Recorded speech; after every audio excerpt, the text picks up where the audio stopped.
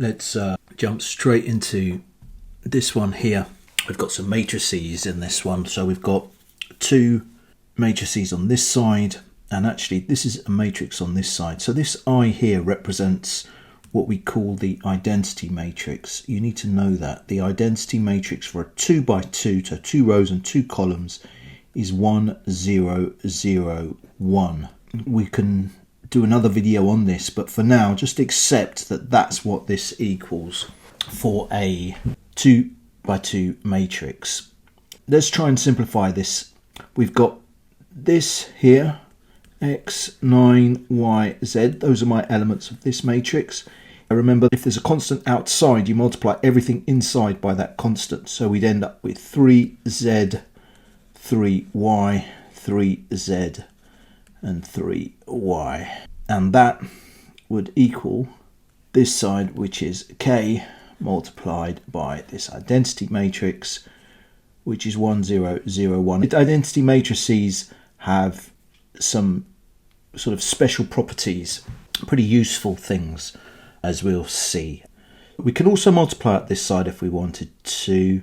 Let's do that. So we'd get k times 1, which is k, k times 0, which is 0, k times 0, which is 0, and k times 1, which is k. We end up with this here. We get x, 9, y, z minus 3z, 3y, 3z, 3y. That's the first thing. We simplify what we have here as much as possible. And if you're in an exam and you've forgotten everything that's going on, or you've forgotten how to do this, my suggestion is do something. And here is something you can do. You'll pick up some marks. In terms of understanding, what you need to remember, as I say, identity matrix, and if you multiply something, a constant on the outside multiplies everything inside. So here we also have these line up, these elements line up. Our matrix then becomes x minus 3z. If we were to simplify this further, that's this element here. This one here would be y minus 3z. This one here would be 9 minus 3y.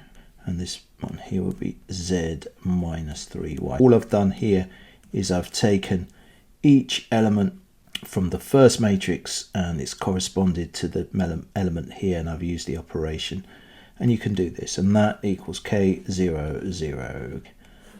So now what we can do here with this, we can say that x minus 3z is equal to k.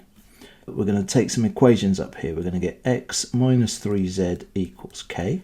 We've also got 9 minus 3y equals 0.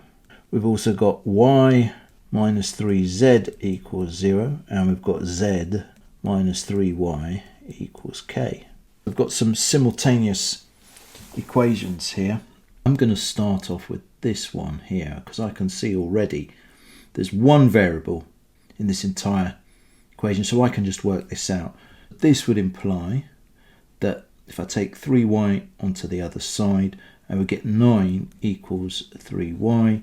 I've got a value for y is 3. Brilliant. I've solved the first one. I believe we also have to find k.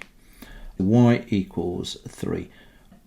If y equals 3, I can use that value in this one. Let's label these, shall we? We've used equation 2 because we can only use each equation once. That's important. And I'm going to use equation 3 here, and you can see that, let's not confuse you with these signs here. You can see that if I put 3 in there, I get 3 minus 3z equals 0. I end up with 3 equals 3z, so z equals 1. I've got two values here already. From this now I can get my k using 4. I would end up with, if z is 1, so I'd have 1 here. Let's make this a bit. Remember, what you want is somebody who has not seen you work this out to be able to go through your workings and know what you've done. So that's why I'm just making this look a bit neater. I've got z minus 3y equals k. Let's do that here. Z is 1, y is 3, so minus 9. 3 times 3 is 9 equals k. So k will equal 1 minus 9 is minus 8. Now we've got a value for y, z and k. We just need our value for x. We know z is 1, so it would be x minus 3, because 3 times 1 is 3, equals minus 8. Careful here, alarm bell goes off. I've got negatives. This is where mistakes are sometimes made, could be made where you've got negatives. So I need to be careful. I'm going to add 3 to both sides. If I add 3 to minus 8, I get minus 5. And I get x equals minus 5.